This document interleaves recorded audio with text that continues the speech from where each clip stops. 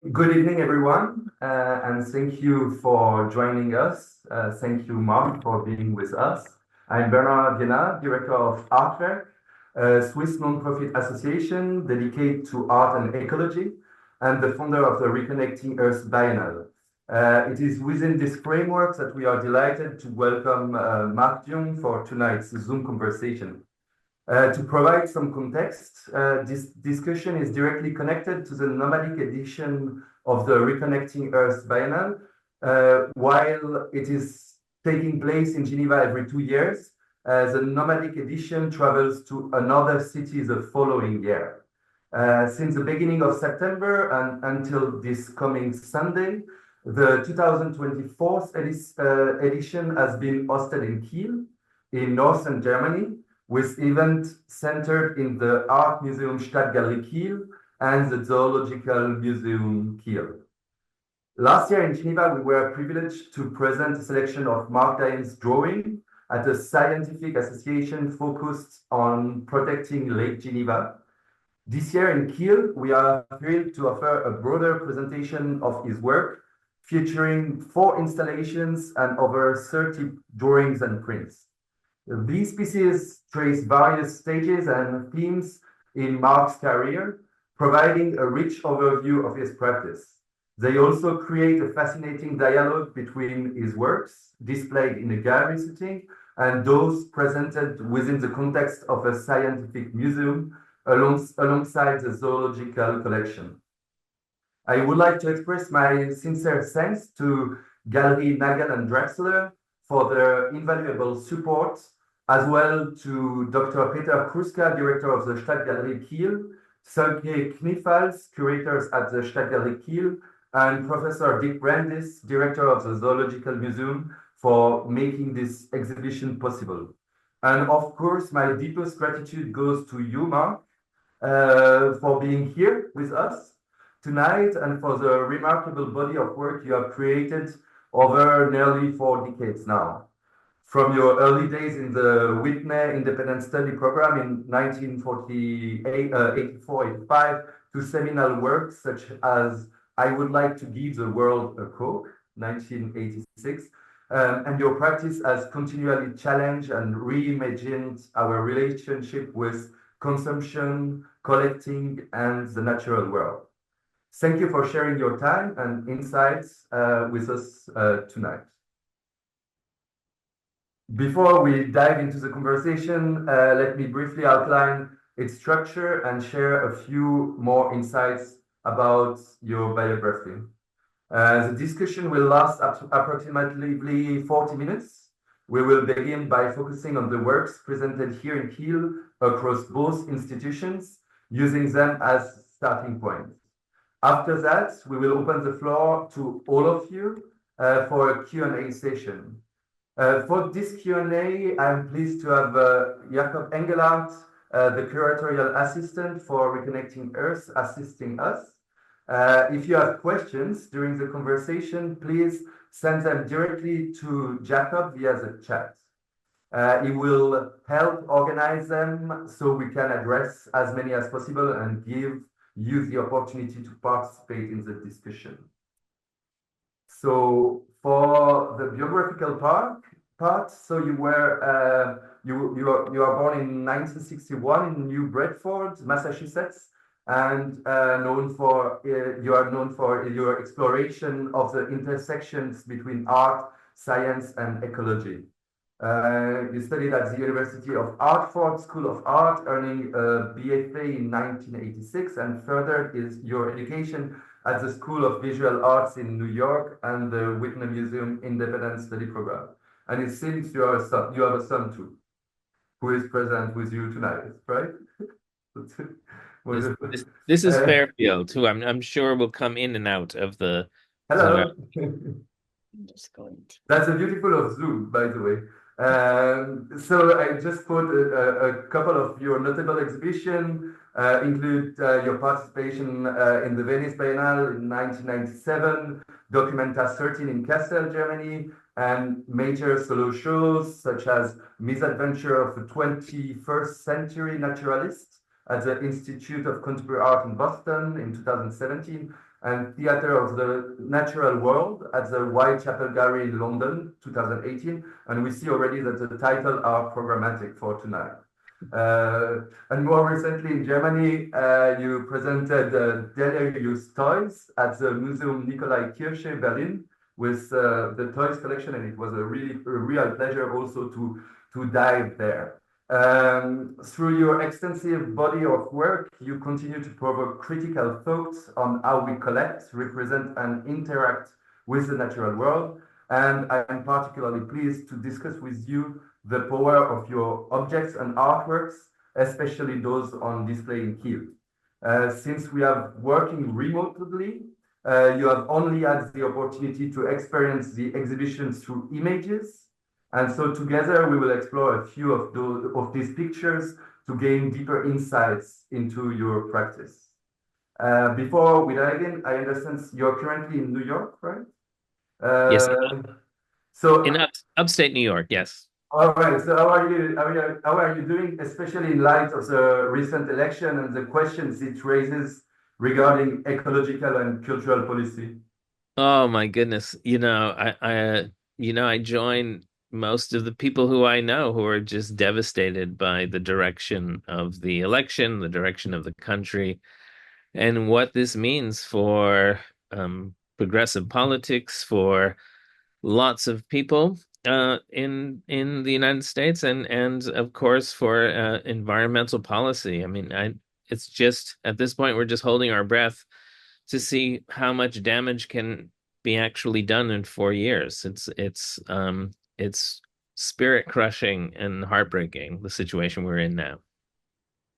But so your work, and we will maybe like dive in a like second time, might have somehow also this political impact.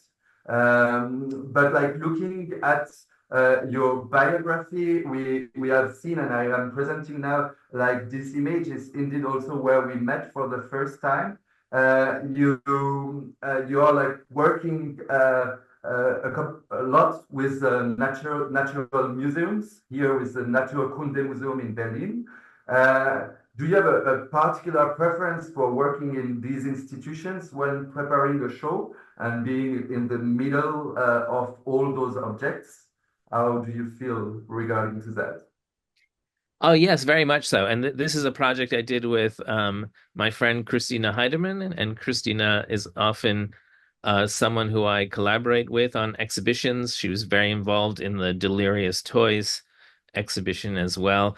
And I think that for me, my interest in natural history museums really came through the early work I was doing, which was around environmental issues, particularly issues about extinction and biodiversity. And the more I got involved in that, the more that sort of brought me to the Natural History Museum to find this place where, every society, constructs its official story of what gets to be called nature, at a particular time in a particular place. And so that then brought me, on one hand, to look at the history of museums and their relationship with the development of ideas like evolution and extinction, and also their relationship with the history of colonialism, right? So looking at that, the Natural History Museum became a really important place for me, a really an interesting place, and looking at museum politics in general, and understanding that museums really show anywhere between 1 and 10% of what they actually have. So trying to imagine a way to collaborate with museums to get some of this material that exists in boxes under staircases and in storage units out into the public again. And so that's also a part of my mission when I'm working with these institutions. Yeah, that's pretty a good example regarding the situation of the Zoological Museum in Kiel, since they have indeed a big collection, like about 8 millions of objects, which make it one of the 80 biggest zoological museum in the world.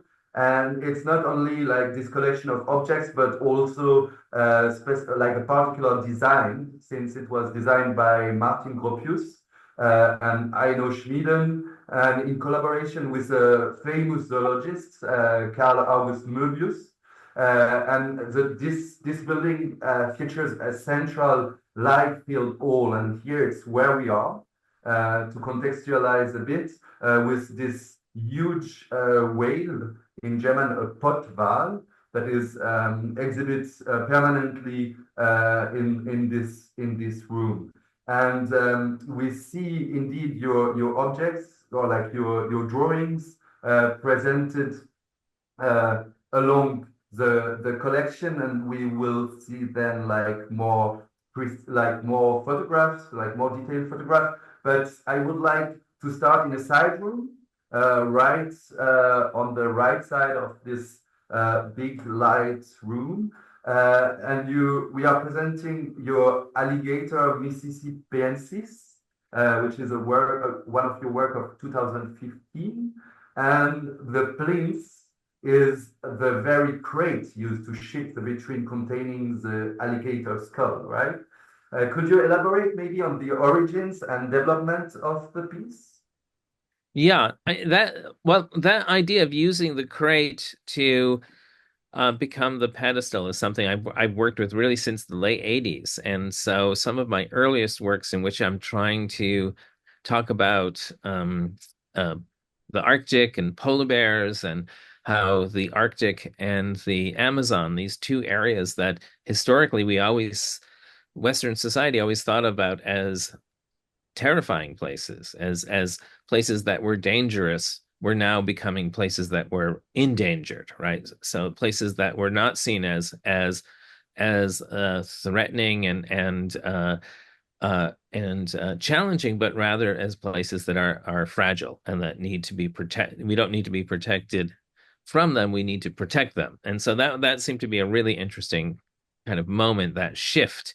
And so I thought, I wanted to make works that represented that, at the same time having a knowledge that just my participation in the world of making things, and making things that exist in the world of international trade and travel, is not outside of that, outside of the system of destruction, right? So I wanted the crates in some way to mark that participation, right? So to in some way, um, you know, take, of course, less materials, but also acknowledge that they're part of an international system which involves transportation and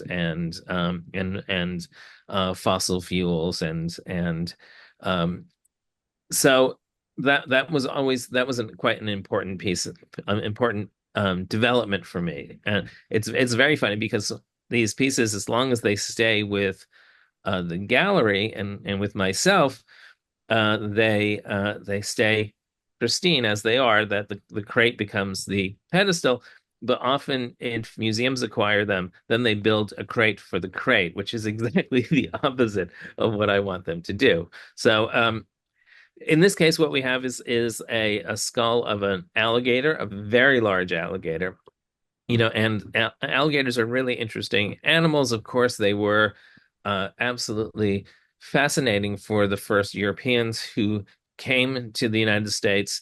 They grew much larger than they grow today, and they were tremendously numerous, right? And they were, for a variety of reasons, hunted really not to the brink of extinction, but to the point where they were highly endangered. And they are one of the sort of success stories of wildlife conservation. Making changes in laws and protecting them really brought them back from being an endangered species to being a species that has made a very successful return, even if the areas that they live in continue to be threatened by development. They have really bounced back significantly. But But about the skull itself, because the skull is in front of another crocodile, And Yeah. we noticed with Professor Dick Bendis that it was kind of a replica, and he was not sure like about the quality of the replica. And we were wondering actually for you, how far is it important that we notice if it's an original or if it's a copy? I use a lot of wild things in my practice, and I'm always trying to be as ethical as is humanly possible in how I'm acquiring them, right? So if it's possible to use a replica, I will definitely use a replica. So there are a large number of sculptures of mine that are of bears, for example, and none of those have actually been made of bear skin or bear fur. They're always artificial in some way. So whenever possible, I prefer to use replicas. This is a replica made by a company called Bone Clones, based in California, and they are known for doing very high quality replicas of they do casts and 3D printed scans, and they're pretty much the best company that makes replicas that you can find. So, um, also, of course, there are legal issues with using real skulls. So even though alligators are no longer endangered and one could acquire a skull, it would be difficult to acquire a skull of this size. And then whenever this piece is transported, which it frequently is, whenever it crosses an international border, there would be a burden of paperwork. And this kind of thing is something that really haunts me and haunts my work, especially earlier work where I'm using taxidermy animals that I'm buying at flea markets that are older specimens, but still, because they're acquired at a flea market, you can't get the paperwork on. And anytime you're using real animal bodies, you're going to run into all kinds of technical and legal issues that, since my work is concerned with biodiversity and extinction, the last thing I want to do is support systems that exploit animals. And what about the objects that are like beneath the alligator skull? And they are indeed like people are like stunned and staying like really long in order to detail and to look at their differences. Could you maybe develop a little bit on them? Sure. I mean, it's really starting again in the late 80s. I started working with tar, with petroleum, asphalt as a material, and this very thick, viscous black material, a kind of low-grade crude oil, which is used has a number of industrial purposes, from actually making petroleum to waterproofing roofs and things like that. And I see that as, for me, like that is really a sort of a stand-in for petroleum culture in general, right? So I see that as I like the way artists can take a material and use it and identify with it. So I always think about the way that Beuys used fat, right? For Beuys, fat is this material that for him is about embodying energy, right? It's all about the potential of energy bound into the fat. For me, tar or asphalt is the exact opposite material. It's a smothering material. Although it's a natural material, it's a material which engulfs and suffocates. And I think about this as, the difference between a natural site and a parking lot, right? So I'm using tar in that way. And right now, I actually have an exhibition at the La Brea Tar Pits in Los Angeles, which is this area where natural asphalt, low-grade crude oil has been bubbling up through the ground for the last 50,000 years, and animals have been caught and embedded in that. So knowing about the tar pits has been a significantly influential thing in my consciousness as a visual producer, really since childhood. And so I use that asphalt as a way of as a shorthand for petroleum culture in general. And of course, on top of that is also consumer culture, right? The culture of making, exchanging, which also comes from extractive practices. So you have all of these objects that are embedded in this tar, most of which are not really things we would consider essential, right? They are sort of decorative things. They are symbolic things. They are very cross-cultural. I pick them up in flea markets and junk stores and weird places around the world and kind of bring them together. It's everything from coins to compasses to toys to charms from a charm bracelet, costume jewelry, uh, all sorts of objects in some way. I'm trying to talk about a kind of exchange. We have these things, we have these trinkets of culture. And what we often don't have in our everyday life are these relationships with other living creatures, right? Other animals. I was wondering in how far, but now it's here in the Zoological Museum in Kiel, but how far this piece was conceived for more a museum, more an art gallery, in the sense that we can see also this part of vanitas somehow, no, with the skull and those unnecessary objects, reminding that we are here only for a couple of time present. What do you where do you have also this idea in mind when you created this piece?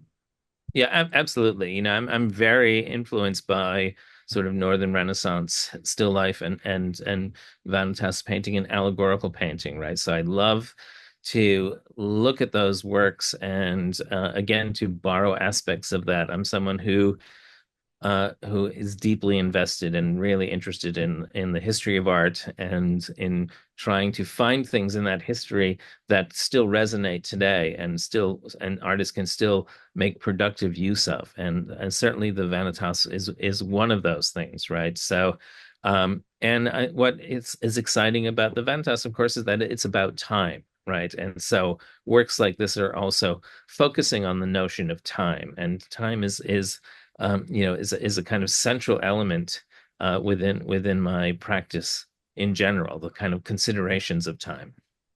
Maybe I will jump to another installation indeed, like and this because when we look, that is also in a side room. The picture on the right side, the new curiosity is from the green wall blood coral, because we have also here some specific objects and an old portrait photographs, for instance, a chronometer, and I was wondering how do you choose those objects? And because you mentioned once that you are more a shopper than a painter or a sculptor, so could you maybe develop a little bit on that about like your choice, like your taste for objects, and how do you use them in your installations? Yes, I think that I am very much, as you can probably see from my studio behind me, I'm very much object oriented, right? I believe in the power of objects. I'm very invested in material and again this is a piece that was originally exhibited in the Green Vault in Dresden, amongst all of the actual 16th and 17th century treasure art of the Green Vault's collection and the original sort of cabinet Kunstkammer objects. So it's playing off of that, but my objects are in some way they are certainly not as precious as the red coral that they're hanging off of. They are things that are quite common, like a child's whistle, a clock, a key, a magnifying glass, uh, photographs.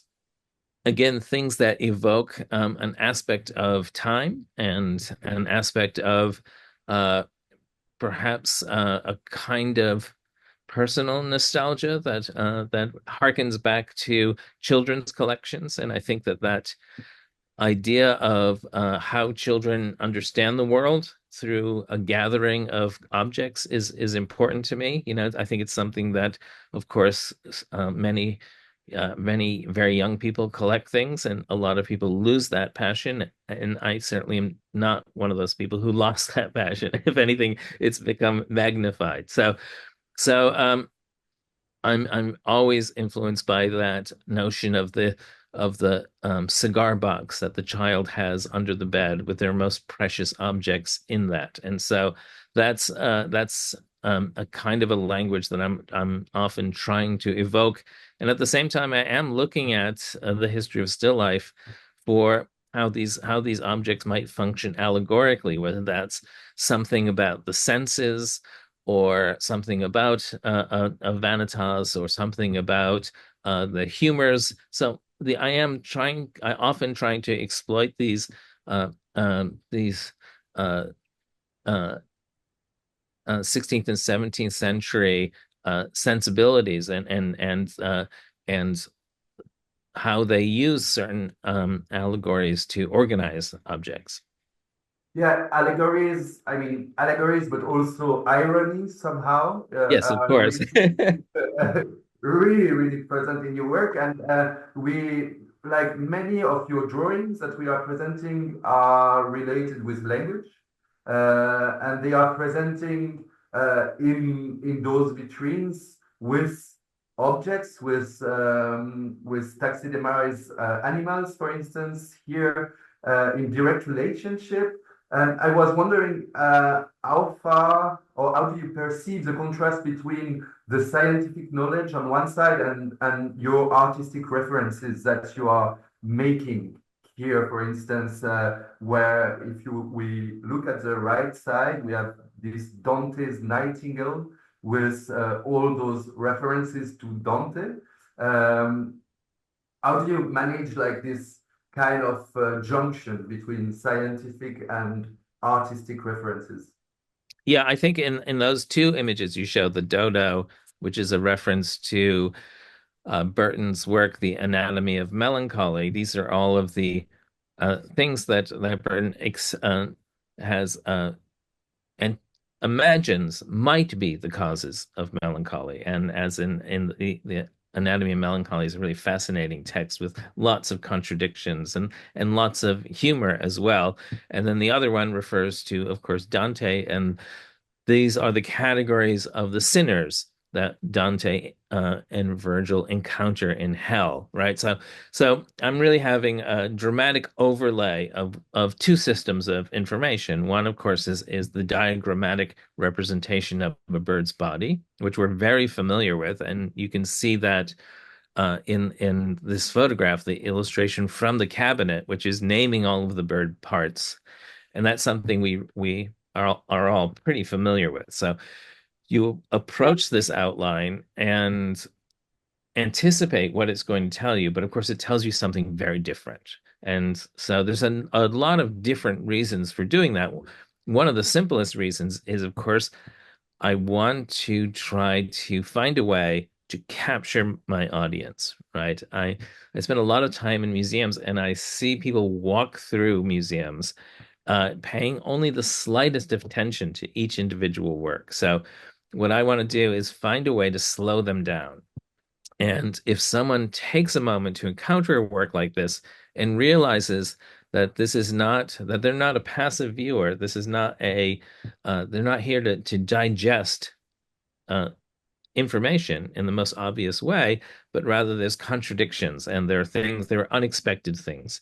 And this for me is like a great um, uh, it's a really interesting way to capture the viewer and make them look carefully and think carefully and also of course these are meant to be pretty humorous, right? They are certainly humor is one of the most one of the tropes I engage with most seriously in all of this work, especially the work deals with some very grim things often, and so humor is that tactic that really helps me to not overwhelm the viewer and to make them become melancholic themselves.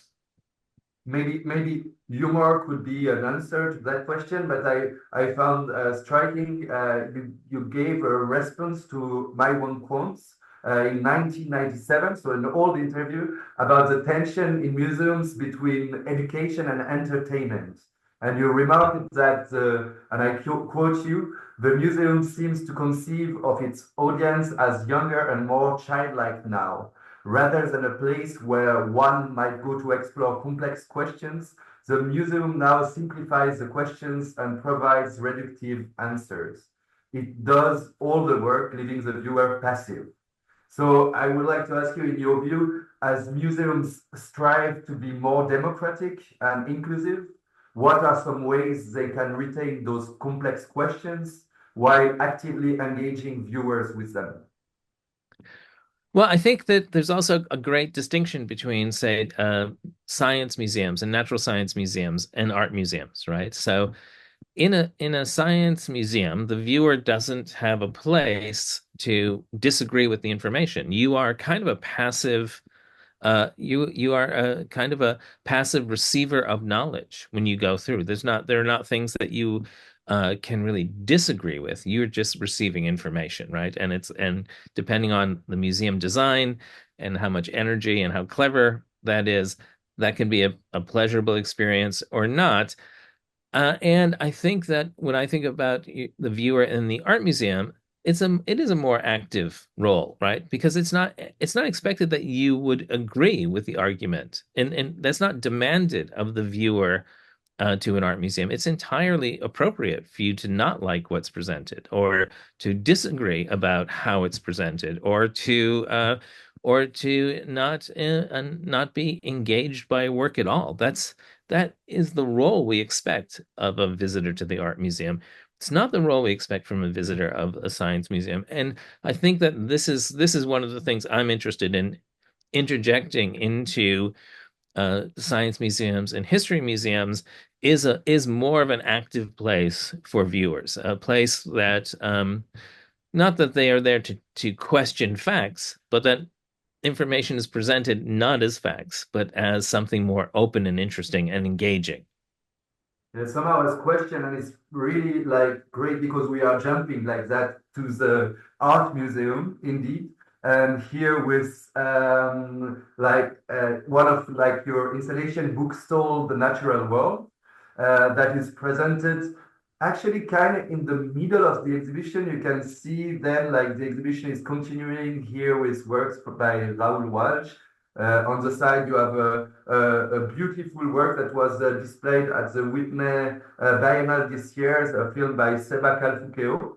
And so your work is also here in correspondence with Andreas Greiner's Chicken, another work that is also in the Zoological Museum. So, but you are with this Bouquinistes installation somehow, kind of bringing us to Paris.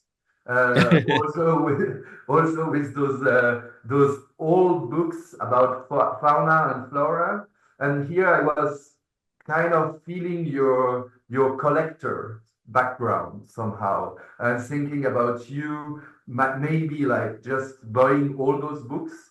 Could you tell us a bit more about this process of gathering knowledge in order to display this knowledge, and what do you are looking for with that in this constellation of the art museum? Yeah, as I said, I'm interested in in the in the disappearance of diversity, both naturally and culturally, right? So in a sense, this piece is very melancholy because, of course, we're representing animals who are in the process of disappearing, who are creating a world that is not hospitable to them, right? But also we're talking about a kind of culture that's disappearing. This secondhand bookshop, if and a bookstall, and book culture in general is something that is in a sense waning, right? And especially this kind of experience of the flaneur making their way through the city, stopping at bookstalls to browse a little bit. It definitely refers to Paris, and I think it's interesting for me that this kind of color, this particular green, which we associate with the bookstalls along the Seine, but also that's the color of bookstalls in most places, in the United States as well, or in Naples, where I was recently. They also use this particular green. And I'm sure there was no international agreement that this is how it should happen, but this is how it happened. And everyone associates this green with these kind of secondhand stalls. The books within this collection are in as many languages as I could find. So there are books in Japanese, there are books in Turkish, there are books in French and German and Spanish, Italian, et cetera, et cetera, et cetera. So it's not like a bookstall that you would actually encounter. It's much more sort of international. So uh, and in some way, it is a little bit melancholic because it is a piece that is engaged in a kind of mourning, right? A mourning of uh, the disappearance of our relationship with animals, our disappearance of actual animal species themselves, and the disappearance of a kind of visual culture of the flaneur and the experience of engaging in this kind of pleasurable pursuit of knowledge that is the used bookstore, the used bookstall. So in some way, I think about this piece has a kind of mourning and memorial quality to it as well, and also a kind of a disappearance of a certain kind of intellectual life, and this kind of very urban intellectual life. But here, indeed, like it's at the same time appealing, so but also untouchable. Like the display is like both appealing and untouchable. And for me, it creates or it generates a certain tension. What were your intention behind that? Yeah, I think a lot of works where uh I use this experience of my experience of shopping, of gathering things, is one of really motivated desire, right? So I have works that are entire secondhand stores, antique stores, which you can't enter, right? You experience them by looking through the windows. And if I've done a good job, they seem to contain everything you ever would want, but you can't go in. And there's no indication that this store will open again, or that this store will ever be able to have the kind of intimate relationship with this store.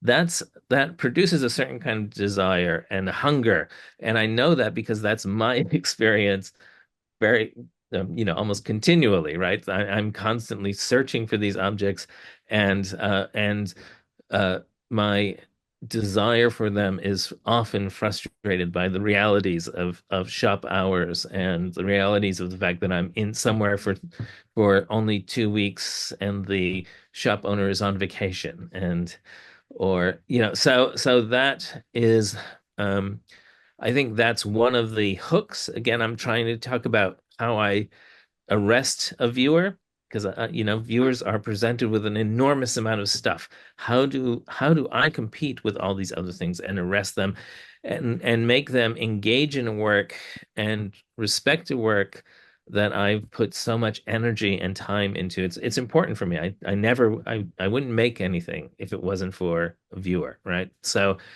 it's important for me to be able to maximize their time and their engagement and and motivate curiosity. There is a lot of curiosity behind this work too, like fisheries.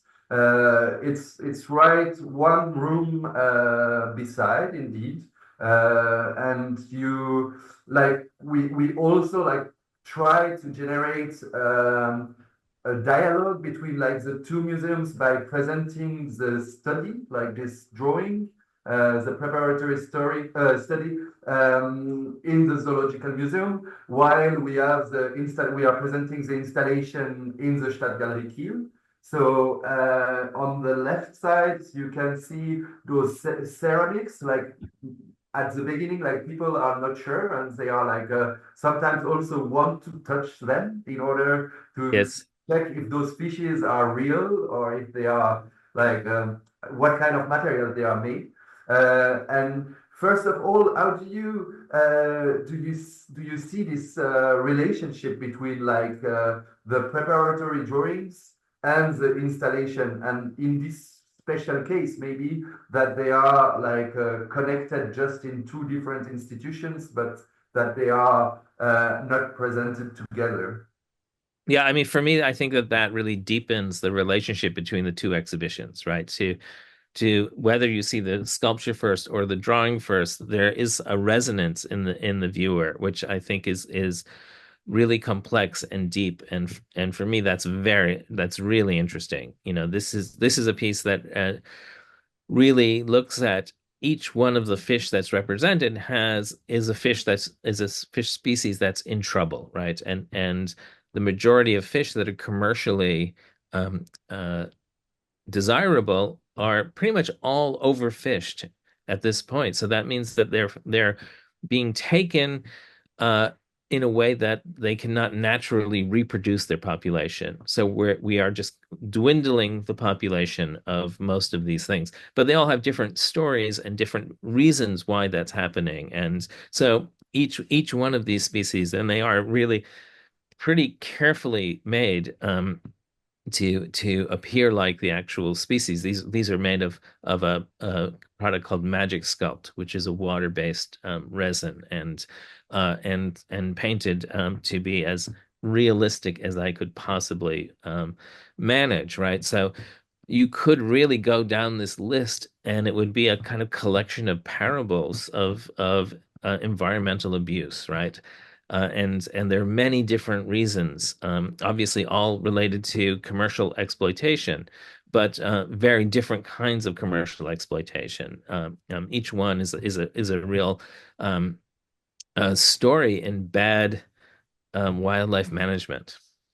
But given, I will jump on that because given the urgent biodiversity loss, do you see your work, or for instance, maybe this work, as a form of activism? I don't think of it as activism, but I think of it as allied to activism, right? Because I know a lot of activists, and what I do and what they do isn't really the same. But I have a strong belief in the idea of the specific intellectual who is doing something in their field. This is my field. This is where I have the most to contribute, and this is where I have the most strength as someone who is expressing views that promote biodiversity and talk about the importance of biodiversity and are for promoting a saner relationship to the planet, you know. So I don't necessarily see this as activism, but I certainly think it's allied to the positions of activism.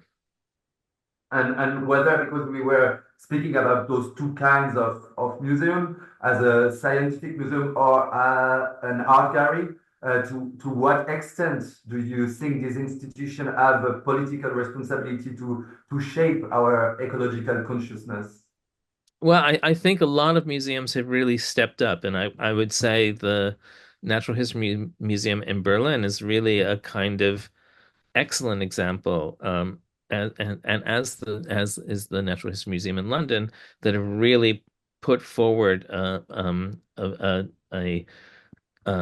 a defeating climate change agenda and have been very rigorous in their promotion of public awareness around these issues, and so I have a lot of respect for those. We don't have the same thing here in the United States, to be honest. We don't have museums that have really certainly the people who work behind the scenes of the museum know about this, know about the crisis. Certainly, they would like to promote more, but I think the people who are in charge are wary of taking on political positions. But I really applaud a lot of the museums in Europe and particularly in Germany for really kind of being very serious and very rigorous about embracing a political role for themselves. And so we see with your work how you encourage them in that direction. And if you had like unlimited resources, what would you do to further this cause? If I had unlimited, I mean, there's like pie in the sky, unlimited sources. I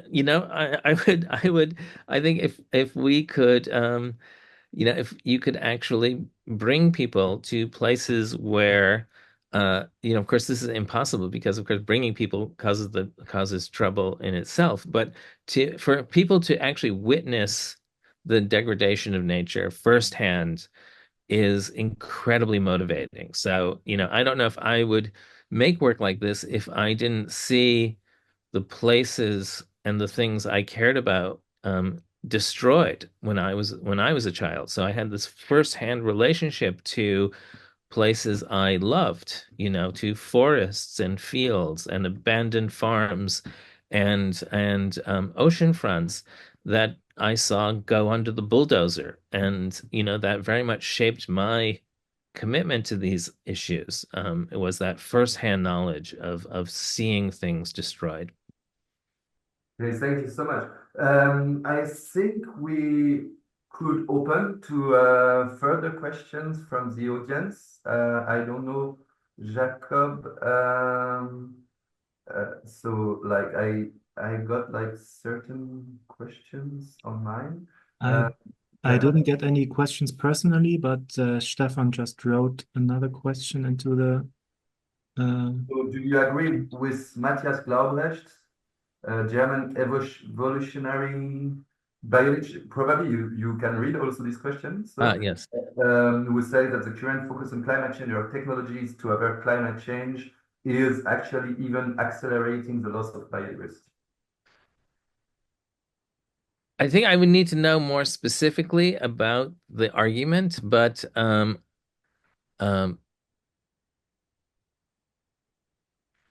yeah, I think I don't really know. I don't know his argument, so I can't really say Maybe precisely. maybe I can translate it in another form. Like, are you more a techno optimist or an eco-conservative in the sense of not like conservative, but trying to come more in a degrowth process, so to say. So if we had like those two directions, which one would you kind of? I don't think I'm a techno optimist. No, I just distinctly say no to that. So I think other people maybe like what exactly now we have a question from Anna Valerie. Have you ever worked with scientists? What are relations between art and science in the USA? So uh, Yeah, I work with scientists all the time, and often when I'm working with these museums, again, I'm not a scientist, and for me, it's like very clear that there are distinctions between science and art, and they are in no way the same, but I do believe that they are natural allies. They certainly have the same enemies, sort of intolerance and dogmatism and fundamentalism and suicidal extreme capitalism, but I am lucky to be in a situation where I work frequently with scientists. I learn directly from scientists. So, for instance, the exhibition I mentioned at the tar pits, I worked on that for about 5 years and spent a lot of time with the paleontologist trying to understand what's important to them about the tar pits and what kinds of questions the tar pits is posing for them and answering for them. I have friends who are scientists. I sometimes go on collecting trips with scientists to tropical America, doing surveys of fishes and things like that. So yeah, I have a fair amount of direct experience working elbow to elbow with people from the scientific community. and could you maybe develop a little bit about the language, like those different kind of language and how this dialogue or this exchange is processing in your side? Well, I mean, one interesting thing is that people always assume that scientists are not as culturally sophisticated and not as funny, and I find that to be the absolute opposite is true. That most of the scientists I know are incredibly culturally sophisticated as well as uh, sophisticated in their field. I've visited a lot of laboratories across the world, from Tokyo to Sao Paulo to Anchorage to Genoa. And And I've never been to a laboratory which doesn't have um, comics on the wall, funny funny illustrations and comical uh, uh, um, sort of comical comic strips and things like that. That there is a lot of humor in the sort of culture of science, and I think that's one of the places where I really bond with people from the scientific community, and um, but I do think to me, like, what's clear is that science has rigorous borders, right? When something goes outside of those borders, it's no longer science. And art is an incredibly elastic field. That's one of its specialties. So, whereas science has definitive rules, art is all about breaking rules, and about pushing those rules and pushing those boundaries. So, though that's really what I find is as the thing that is the most distinctive about them is their relationship to rules. It's what I think is very similar is their relationship to creativity, right? Is their relationship to inspiration and to generating new ideas and new hypotheses. But science might be sometimes dry for the comments, and how far like art might be a way to mediate some results, some experiences. Do you see it also in this direction? Yeah, I think art is a helpful mediator, but so is the museum itself.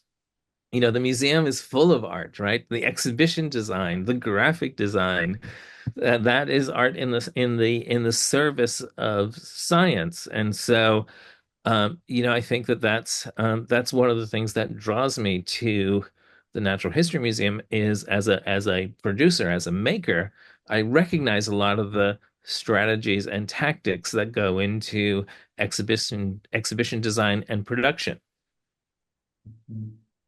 Thanks.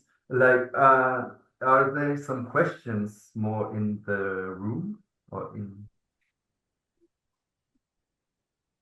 So if not, I would like to, but first thank you again for your time and being here with us tonight.